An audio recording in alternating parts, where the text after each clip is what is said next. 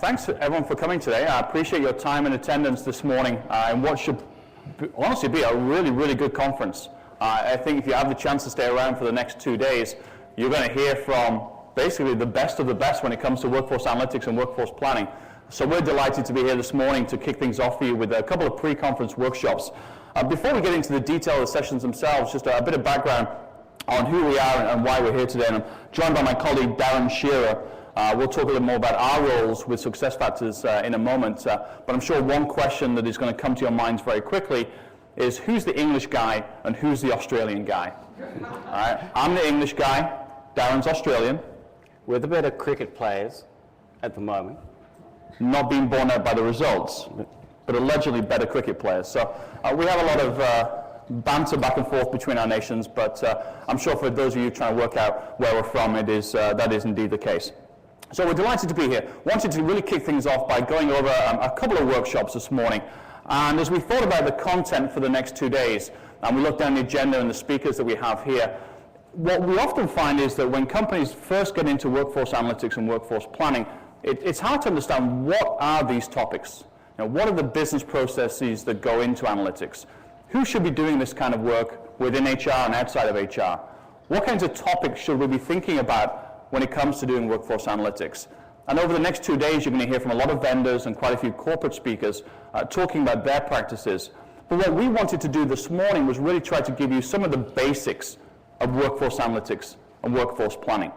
That is, actually put some guidelines around what are these quite nebulous topics and give you some details and hopefully some questions to ask as you spend the next day and a half with everybody else. So we have 3 workshops for you this morning. First, we're going to talk about what's driving the need for workforce planning and workforce analytics. I think we've come an awful long way over the past 5 to 10 years.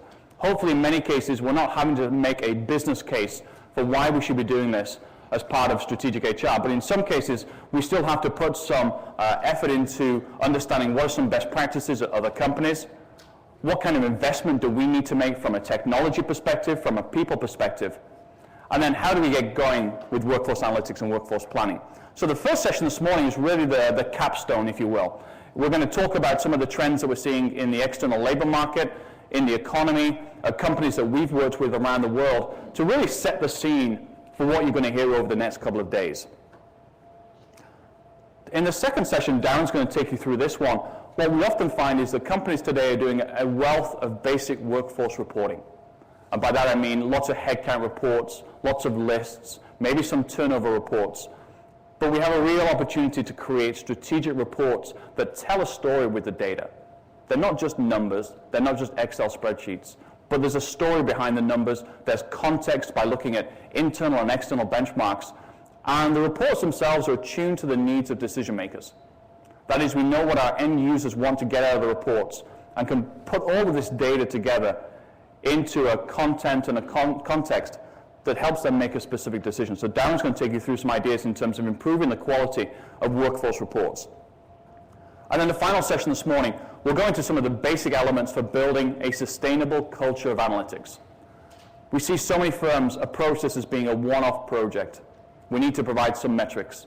We have an issue with an aging workforce. But we never build the capability for analytics across HR. That's not to say that everyone in HR should be doing analytics. That's certainly never going to be the case. But what we're trying to encourage is that we build this culture that all HR staff are coming to meetings, coming to policy decisions, coming to investment decisions with an analytics focus. What's the return on investment for this initiative? How do we segment our workforce to ensure that any policy we put in place is going to have the desired effect? And so in the last session this morning, we'll talk about some of the key decisions you need to make when putting together a workforce planning and workforce analytics process.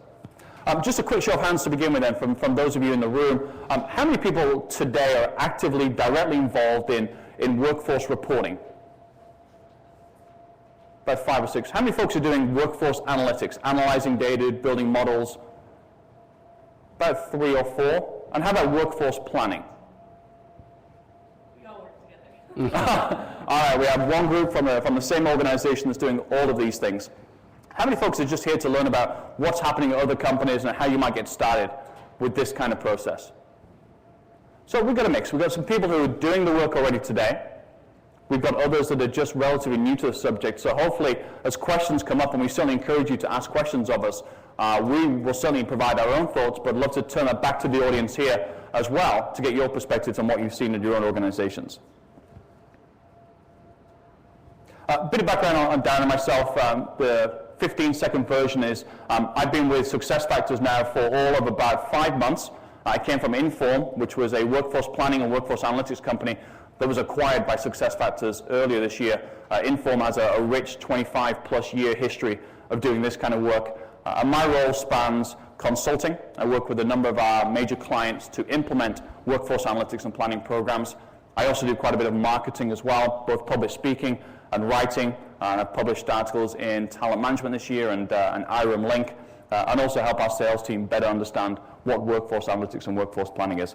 Let me turn to Darren to introduce himself, and then we'll go through a bit of background on our company and get into the first workshop.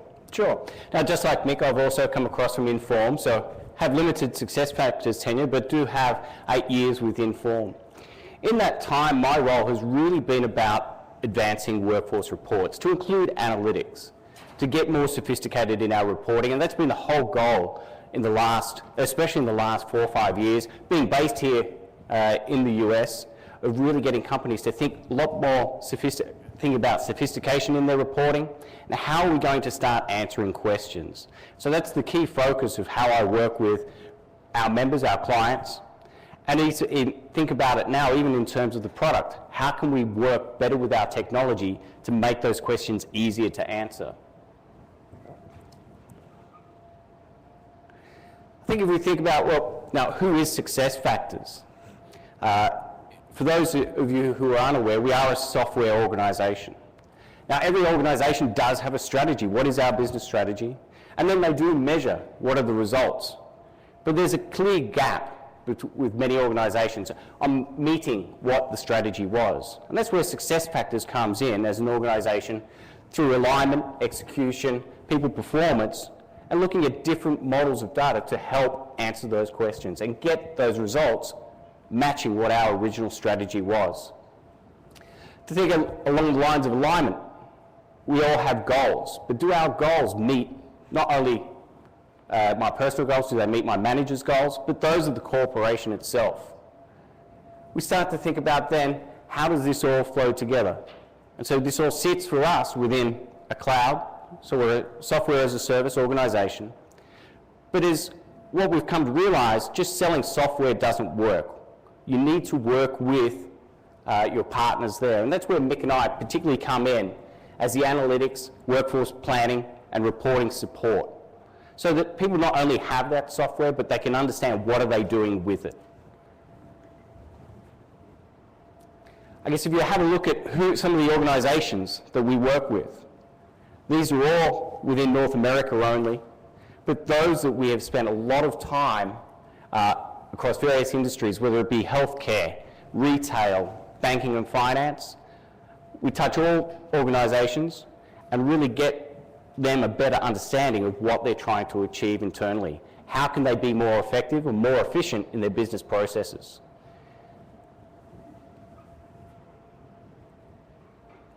Okay, so with that brief introduction, we're going to take you through the first workshop. And again, the purpose of this is to provide some question? Just a quickie, is there going to be slides provided to participants, for the presentation, because it's really small and there's a lot of data, I'm sure? Yeah, and by the way, I'm going to repeat the questions for those of you who are coming in online. So the question was, are we going to provide the slides? Yes, there will be some slides provided after the session today. So we're going to talk a little bit about the lay of the land with workforce analytics and workforce planning. I'm going to pause at several points and ask some questions. I realize it's still relatively early for some folks here in the room, but I do want to get a bit of dialogue going about some of the challenges that you've seen, some of the successes that you've had, kind of how you're thinking about tying together human capital measurement with day-to-day HR, finance, and operations. So I will be asking some questions. We'd love to get some feedback. If I don't get feedback, we're going to be here for an awful long time today. So let's all get talking and potentially answer some of those different questions. So I want to start off with a couple of pieces of data. It looks pretty small on this screen, so I'm going to go through this in a bit more detail. HR Executive Magazine put together the results of a survey a month or two ago, which I thought were quite interesting for the work that we do. And they were asking their audience, which is HR executives, comp and ben executives, employee relations executives as well, about what are the 3 biggest challenges that HR faces today and moving forward. And by far and away, the number 1 result here was ensuring that employees remain engaged and productive. Quite an obvious perspective, you might think, given the current state of a downturn economy, given the fact employees that are fortunate to have jobs are being asked to do more and more to step up to fill gaps and take on additional work. And so for a lot of HR leaders now, they're thinking through what's been the result of all of this change on our employees. Are they still engaged? Are they committed? Do they want to be with us for the near future? Second result here, retaining key talent as the economy recovers. We're going to get into a bit more of a discussion around talent itself, the different definitions of talent, and how that impacts workforce analytics in just a moment. But I'm sure you know the good talent always has options. Even in a down economy, good talent is networking, they're talking with other people. And so as the economy recovers and the labor market opens up, there's always opportunities for good people to move around. In many cases, organizations that have been through a downsizing have lost a lot of that good talent. Potentially expensive talent, but certainly expendable as well. And so with the group of people we have remaining today, which ones of those are key talent? Who's going to help our organization move forward in the next 5 years? And to what extent do we have programs in place to be able to retain them? And then thirdly, developing leaders was the 3rd biggest challenge that came through from this survey. So how do we get a bench strength, a group of people who could step into being the next leader of a business should that person depart the organization, or in many cases, as we see today, retire from the organization as well. Thinking about this from a workforce analytics perspective, what came back to me was that these are all very different challenges. Developing leaders in itself is a very different process from managing healthcare costs. But at the end of the day, there's a great opportunity to use data to better manage all of these different programs. So whether it's measuring employee engagement through surveys, and then linking engagement back to turnover scores, building some of these at-risk of departure models that we've seen companies put together. Retaining key talent through workforce planning. Who are the key talent? Who are the people that have the critical skills that fit into a critical job role that we have a hard time hiring or retaining, or that are very expensive to retain? That's our key talent. And to what extent do we have what we need today to be productive? And to what extent in 5 years' time, if our business acquires new companies, or develops new products, or goes into new markets, are we going to have enough of those kinds of people in order to be successful? Leadership development, we do a lot of work with our members around what we call talent flow. How do we understand how people move through an organization?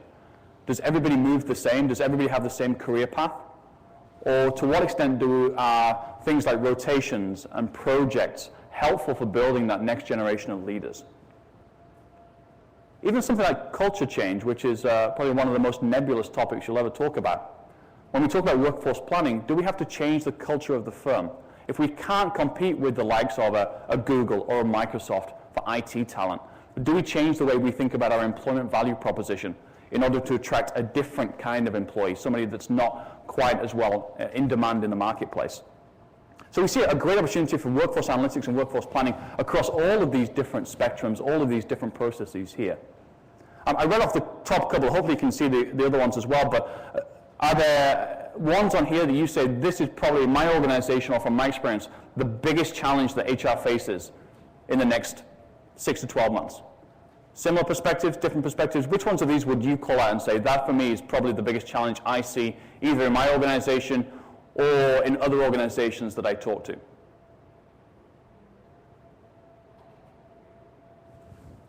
I guess the one part that surprised me is that the concept of recruiting isn't even on there. So I mean, basically it says, from my point of view, that companies are all focused on their existing employees, and they're not even thinking about the recruitment of new employees. Yeah, that's a great point. The point for those of you online was that we were surprised that recruiting is not on this list. And we have some data on the next page that talks a little bit more about the recruiting side, but you're very correct. Very much thinking now about what we do with current employees to retain and to develop and keep those employees engaged. And the fact is, in many cases, we're having to get the recruiting pipelines up and running again and start to bring in new talent to replace that departed. So thank you for that. Point to the back.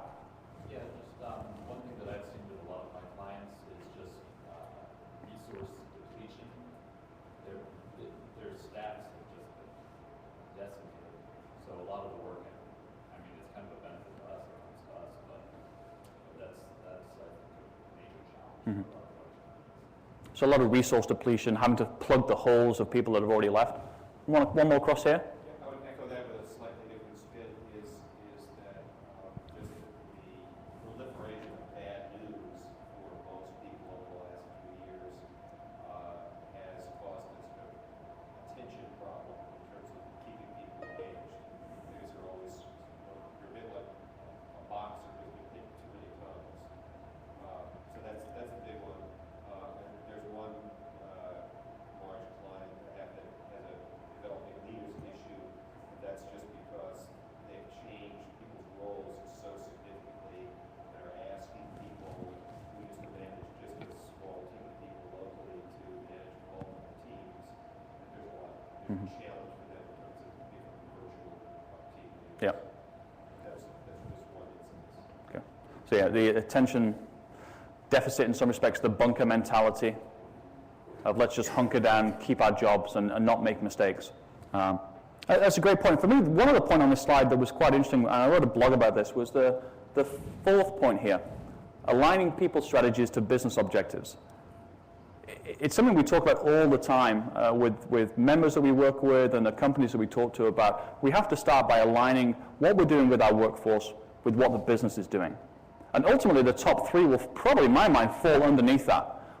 The strategies we put in place, the specific segments of the workforce we go after, all have to derive from a clear alignment between people and the business. And we'll talk a little bit more about that in the next couple of workshops, where we're really trying to figure out how do we best ensure that the work that HR is doing and talent management is doing is well aligned with the business. And how can analytics help drive business decisions versus being a standalone HR policy or practice?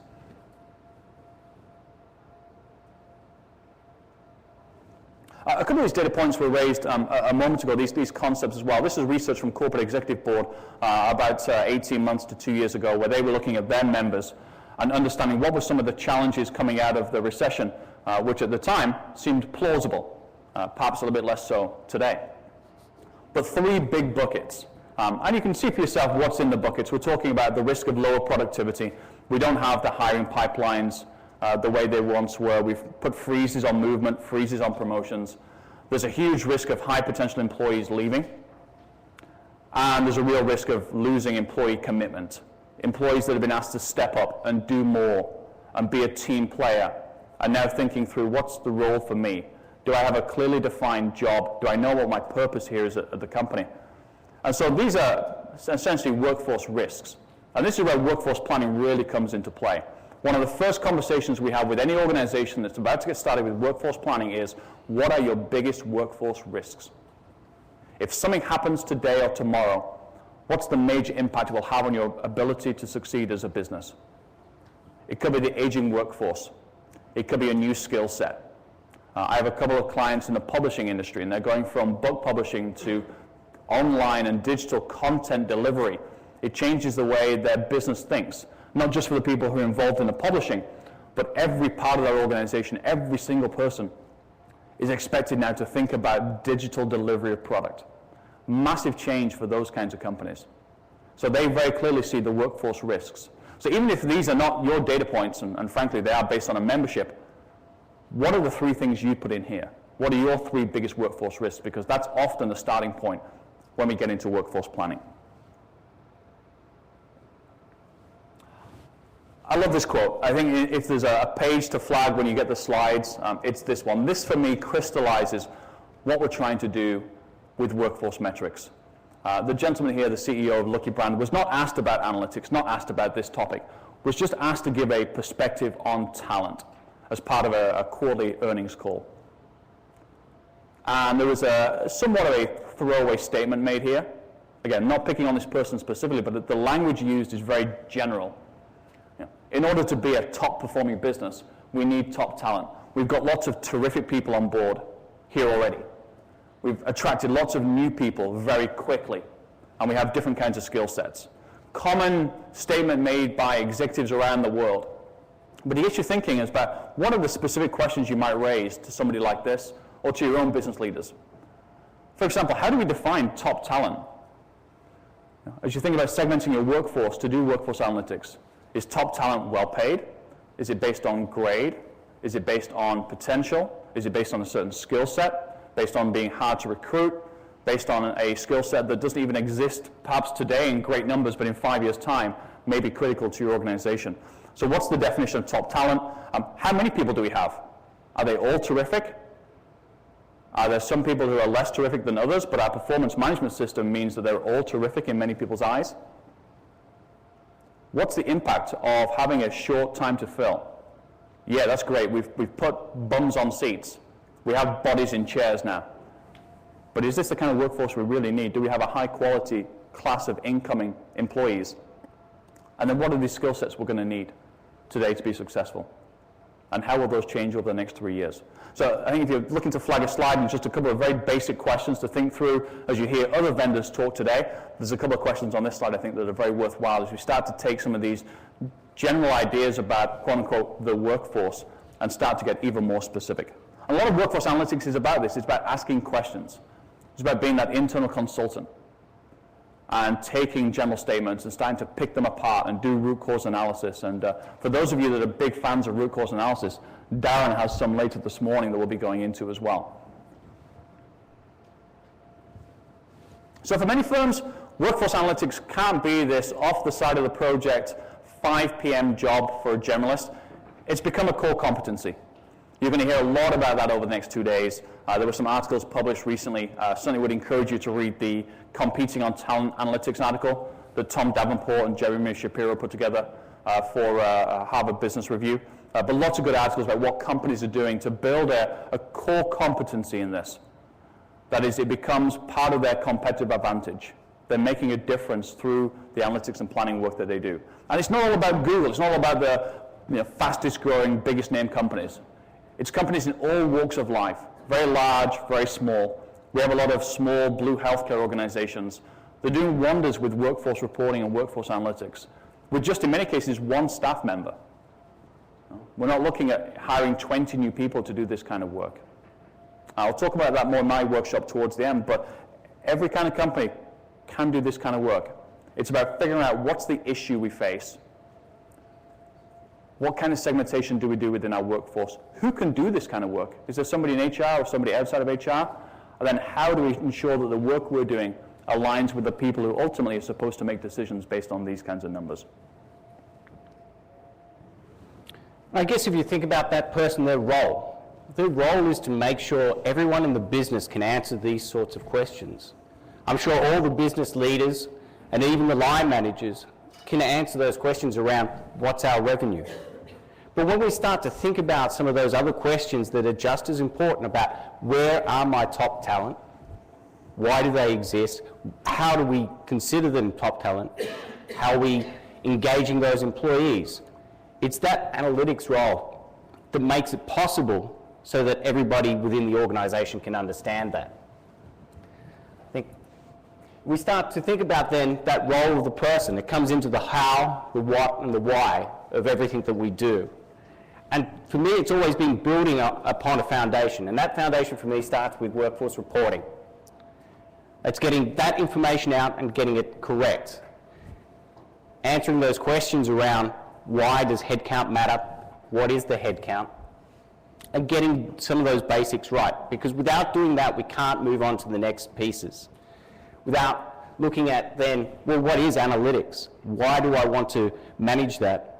And if I'm putting out information based on that headcount information, if I haven't got that solidified foundation on reporting, I'm not going to be able to move into analytics. So we see it as a stepping process with neither being, analytics is not overriding reporting. Reporting exists, but it's building on top of that. Into then, once we've done our analytics, that's where we can really start to plan, because within our analytics, we've formed, well, what are the areas that we need to take action on? The planning is about making that action happen. So that's where we start to look at that. You know, the investment of time, of course, will increase somewhat as the sophistication of each step does increase as well. But along with that, the smarts within the business should allow for that role to incorporate some of that through technology so that you can keep moving forward. Mm-hmm.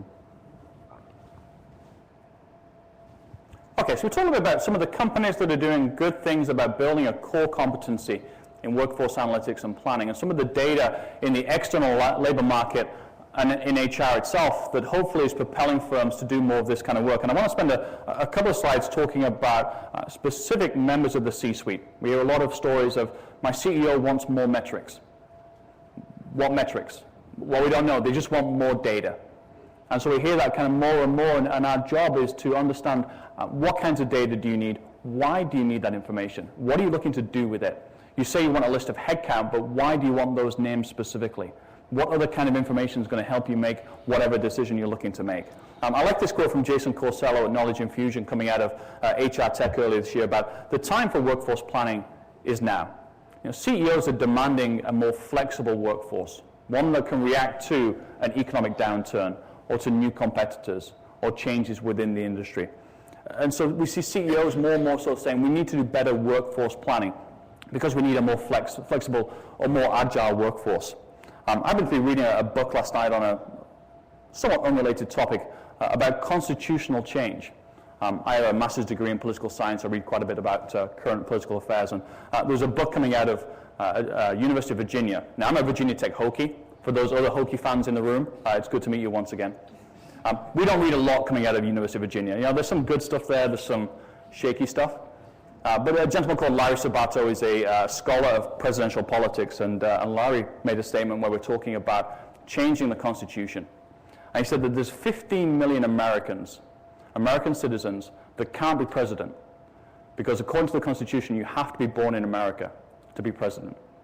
And I'm one of those. I became a citizen earlier this year. So I'm thinking there's a real opportunity for workforce planning, not just in the companies we've talked about, but also in the presidential arena, because one day, I'd love to be president, and perhaps I have some skill sets to be able to do that. But workforce planning is not just this academic exercise. It has a real practical implication for companies, for CEOs, and perhaps at one point in time for presidents as well. And so we've seen that more within the CEOs. We've certainly seen that more within CFOs. We did some research last year on workforce planning specifically aimed at the CFO. And some of the data that came through the results here, you know, CFOs saying, you know, my board, my CEO is asking more about what's the optimal size of my workforce? How do we maximize revenue per FTE, profit per FTE? What's the mix of jobs and roles and skills? We've got a couple of members that have gone through some pretty extensive job family redesign as they went through some analytics projects to think through how different people take vacation, who consumes most of our healthcare costs. They looked at their job families and said, this is just ridiculous. We have so many job families that overlap, that have similar titles, similar roles, different pay grades, that we have a lot of organizations now going through a lot of job family redesign to better think through what skills do we need today, what skills do we need tomorrow, and how do we organize those people into better job roles. And then we need to better manage our assets and our costs. In the good times, the workforce is always an asset. We invest in that asset. In the bad times, the workforce is a cost. We cut costs, we lose people. But how do you try to smooth out some of those cycles so we don't hire lots of people in the good times and then let them go in the down times? And so thinking through how do we help CFOs better understand how we make strategic talent management decisions based on data, hopefully can smooth out some of those cycles. But we see questions coming from the CEO, questions from the CFO. If you're not getting them today, we're going to get them very soon, because more and more companies are asking those kinds of questions. So it's better to get ahead of the game and get out in front of those kinds of questions.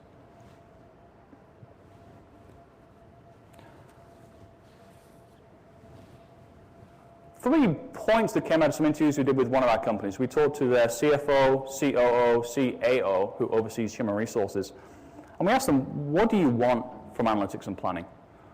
What are you not getting today that you need to be successful? And these were the 3 big points that came out. And we've used these to help build a better center of excellence. They have mainly one individual who does this kind of work for their company. And we helped him really think through what's the implication of these statements. But these are actual statements coming from the C-suite at one of our member companies. Firstly, we've got to be able to link workforce data with other business data. Could be sales data, it could be operations, it could be CRM, certainly financials. But what are all the other pieces of data we want to bring together to test our hypotheses about the impact the workforce is having on the business? That idea about aligning the people with the rest of the business. So what other sources exist? How can we bring those together to tell a more powerful story?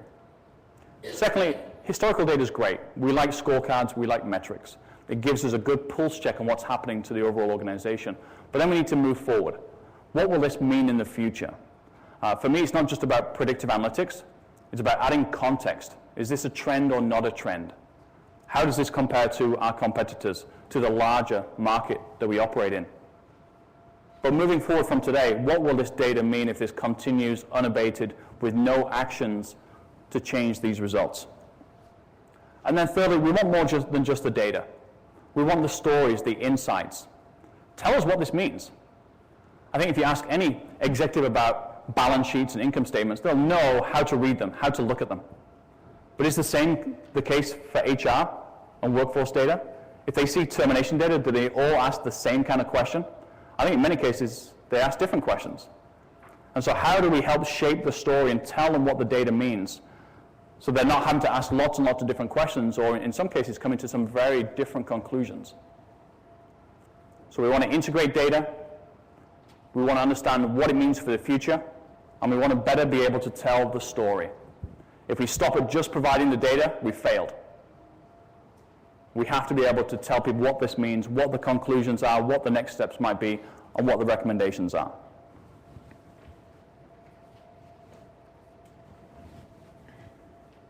And for those companies that are successful with this, the likes of the Googles, the Dows, the WellPoints, many of the firms that you're going to hear about from today, you see the capability for this going way beyond just workforce planning and workforce analytics.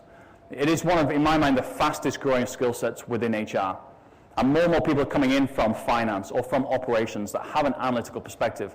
But there's so many other things we can do with this kind of capability beyond simply putting together supply and demand forecasts. They're valuable in themselves, but as we start to apply that analytical lens, how do we help with M&A work, especially due diligence around the workforce? Not just the numbers of people that might come in with an acquisition, but the kinds of skill sets, the integration we need to do for this, the job families. How do we better help with M&A due diligence? Entry decisions for new markets, for new products. Rather than being reactive, we're going to go to this market and then we've got to find the staff to go there. How do we think through more critically about where are there pockets of people that we have a distinct need for and a skill set that applies well to our business, and do we go there first? Now, we see probably a lot more in retail. Retail is making decisions about where they invest, partly based on the workforce that's available in that area. But new products, new markets, going deeper into analytics, conducting deeper and deeper research. The classic case of the Sears employee customer profit chain, a very good example of that from about 12 years ago, where they looked at engagement data and how engaged employees impact customer satisfaction and ultimately profitability. Looking at things like the employee value proposition. I've done some work with a couple of my members recently where if you go on their external website and you look at their career page, the language for why you should choose this company is the same as everybody else's. It's all about, well, we have good benefits, we're a great place to work, it's a friendly environment, there's great career opportunities.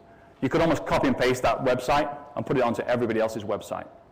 So what's the data behind that really proves that this company is indeed a better place to work? What are the metrics around promotion rates, or around pay increases, or around the competitiveness of benefits, that would help really tell the story about how great a place this company is to work?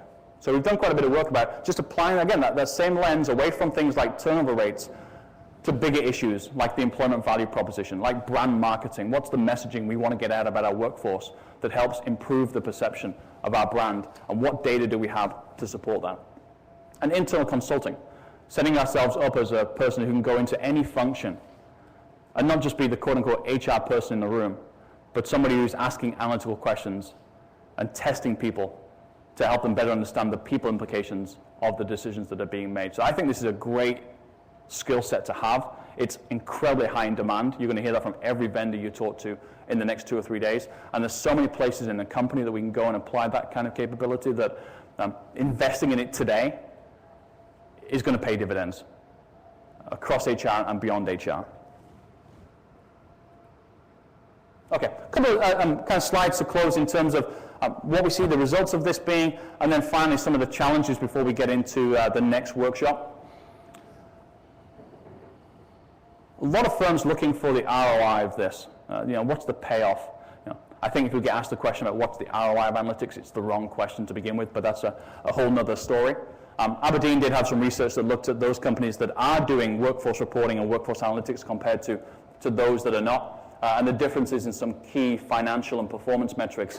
The firms that are using reporting analytics year over year had higher revenue growth, higher profit growth, and better employee performance. A lot of correlation here, not causation. But the story I like to tell about the ROI is Mike Molinaro, who's a VP of HR at Comcast, has done several presentations, and someone asked him, what's the ROI of workforce analytics? You've invested in building a team of people to do this. What's the return on investment? He said, that's the wrong question. It's like an X-ray tool. If you're a doctor and you don't have an X-ray capability or an X-ray machine, where do you know where to put the knife in? You're just guessing. He's like, for me, analytics, it's about X-rays. You may have to spend some money to perform the test, but wow, we know so much more about our workforce. We know where we need to make those decisions, which parts of the workforce are going to be most affected by this. So less about the ROI. There is certainly, we see now more and more research that gets into the financial payoff for this. But for me, the true test is, are we helping companies making smarter decisions based off data, not based off gut assumptions or based off guesswork? Okay, that's all good. Great story. Companies building core capabilities, financial payoffs, real impact on business decisions. But we're still having a hard time engaging the people around us. We see it time and time again. We provide data to someone and they go, that's nice. Put it to one side. Or that's not my issue. Or that's not the way I think about my business. It's not based on an org structure. It's based on my own mental map of the organization. This just doesn't seem right. These numbers don't seem correct. I got a finance guy that gives me those numbers, and I trust him and I don't trust this data. So we see an awful lot of skepticism around the organization for people when it comes to looking at data. And it's some work that we did where we asked line managers and HR people, do they get it? Do the line managers care about it? And only 4% of them actually said that line managers have high interest in the results of workforce analytics. So all of this work that's being done is just not resonating with the line. Now there's probably a variety of reasons why that might be the case. We've not published the results. We've not taken the time to understand their needs. We've just thrown data at them. But I think moving forward, and as you think about the rest of your time here, one of the big questions will be, how do we engage the rest of the organization in workforce analytics? How do we get them excited about it the same way that we're excited about it?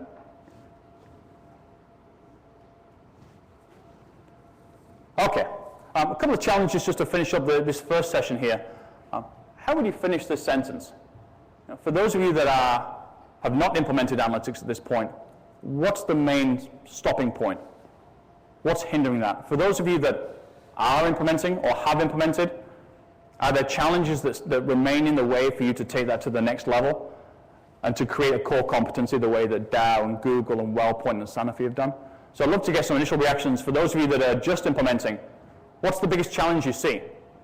And for those of you that have done this kind of work and are doing reporting, analytics, and planning, what have the results been? What are the challenges you've seen coming through that process? Back. Number 4, staff capabilities. Can you provide an example or some context or thoughts on that? Well, actually, I think you've already sort of alluded to it by the fact that in some of these organizations, I think you mentioned a couple of times that there was like one person doing all this stuff. But if that one person leaves, you're sort of back to square one. And in fairness, while one person can do a lot, especially in a large organization, you really need a team of people who have the skills to, divide the work. So I think that's been, in my experience, that's been a major downfall. Organisations that I've seen that have started to overcome that really just look at the competencies. What is it that you need to do to get analytics right? And that's where so many people are coming into HR from varied backgrounds. Typically finance, Mick mentioned earlier. Those people have been doing it for so long. It's the same competency, just different set of data. But with it, it does also build the strength of some of the analytics that we do see. We see better targets put into place. This is coming from a finance or sales reporting type background, you're always used to that sort of thing. So that's one area that people are starting to look at. Let's just think about what are the competencies for that role and look outside the norm of a HR professional. Other thoughts? Those of you just getting started with analytics or just thinking about it. What's the biggest challenge that stands in your way? Down the front here. Quality data. Without a true ERP system or something to capture all of it for a global company. Some of our subsidiaries working on Excel spreadsheets, some on PeopleSoft, some on just different systems across the world. How much does it come down to the systems themselves and not having access to lots of systems, or is it a human aspect to this, that everybody either manages the way they've always managed with spreadsheets or not putting data in and managing data the way that they should do? It's both. Some of them not having access to the system, and some I'm going to do it just the way I do it because I only have 10 people in this office. Yep. Or something of that nature. So Yeah, data quality is a great point. Certainly for workforce reporting, for scorecards, we have to have data we can trust, very credible, very correct data. And workforce planning on the far end of the spectrum allows you a little bit more leeway when it comes to the data. It doesn't really matter if we need 1,000 drivers or 1,001 drivers. We need a lot of drivers, and we've got to hire those people today. So there are some varying degrees of data quality, but ultimately, I think a lot of firms will never say they have 100% data quality. But to what extent can we start to use the data? One of my members put together a performance management report that they were going to send out to all of their HR business partners. And in turn, the report would then go out to the end users. There's a story around performance management, turnover, and engagement. And we put the report out there, and all the HR business partners said, no, we can't use that data. Well, why not? Well, no one trusts the performance management data. Everybody's a high performer. I'm glad you brought it up now versus when you sit down with an executive, but what processes do we have in place to clean that data or change the culture or the mentality of the firm so we have more accurate performance management data? Because if we don't trust that data, that's critical to a lot of the things we do with workforce analytics.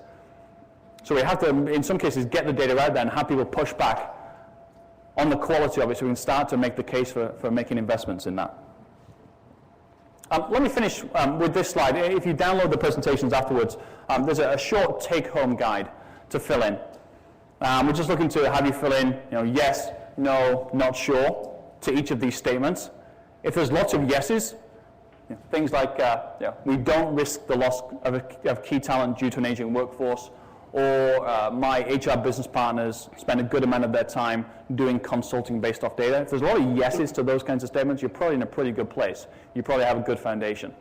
Lots of no's. We at least now know where we need to prioritize our efforts. As we'll talk about in the third workshop, what decisions do we have to make to overcome some of those problems? If there's a lot of not sure, we have to then start to find the people who will know the answers. Are there other people within the HR leadership team or other parts of talent management that will help give us some concrete answers to each of these statements? So if you're just getting started with workforce analytics and planning, this might be a good guide just to sit down and go through and think about what kinds of next steps you might want to take. At this point, we'll pause and see if there's any questions that have come up so far, and otherwise we'll talk about the logistics for the next two sessions. Any questions at this point, or any comments based on what you've seen this morning in terms of how you might make the case for this or what you might want to do coming out of this morning's session? One here and then one towards the middle there. Yeah, how do you get, or how have you been able to get CEOs to view this as strategically important? I think there's a couple of ways. Firstly, you have to illustrate either the cost or the revenue or the risk associated with this data. So it can't be about the workforce conversation. It has to be, and if this happens, we're likely to lose this amount of money or face this kind of magnitude of risk. Williams Company is a great example where they did pretty basic workforce planning across some of their different job functions. Each part of their business did it to begin with. They put an enterprise focus on this and then translated the results into operational risk management terms that were then included as part of a risk management report to the board of directors. So it went from being the shortfalls of staff to, if we don't change the way we do business today with this workforce, it's a massive, massive risk management and a shareholder problem ultimately. So they changed the language around the analytics to make it be more focused on either revenue or cost or risk. I think the proof is in the pudding as well. We have to find the champions around the organization, the business managers who should own workforce planning. Workforce planning is a business process. We have to find the business leaders who will support this process because they see the need to upskill or upgrade their workforce. And by building champions around the firm, people in senior frontline positions, we're likely to see more and more support then being pushed up to the CEO. I'd love to hear other perspectives from folks in the room about getting senior leaders on board with this kind of topic. Are there other examples that you've seen in your organization or working with other firms on how you get the very top lines engaged and on board with this kind of topic?